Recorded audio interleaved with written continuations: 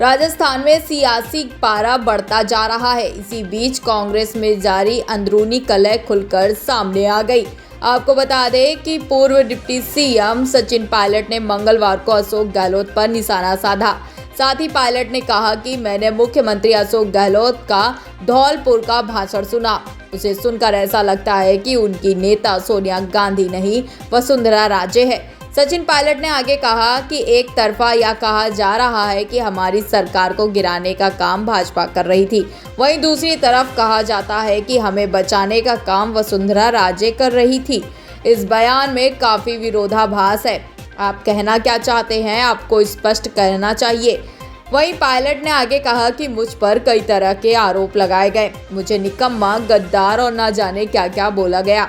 वही साल 2020 में हुई बगावत का जिक्र करते हुए सचिन पायलट ने कहा, हम सरकार के नेतृत्व में परिवर्तन चाहते थे।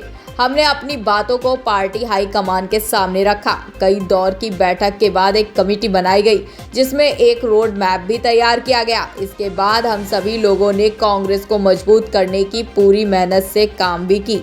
2.5 साल का ये कार्यकाल हुआ, वहीं उसमें अनुशासन तोड़ने का कोई काम हमारे द्वारा नहीं किया गया।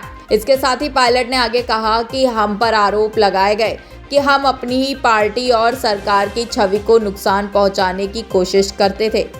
साथ ही अपनी सरकार को, विधायकों को बदनाम करने का भी काम कर रहे हैं। वहीं सचिन पायलट ने आगे कहा कि मैं 2.5 साल से यह सब सुन रहा था, लेकिन हम चुप थे क्योंकि हम अपनी पार्टी को नुकसान नहीं पहुंचाना चाहते थे। लेकिन अपने ही विधायकों और नेताओं को बदनाम करना और भाजपा का गुणगान करना मेरे समझ से परे है।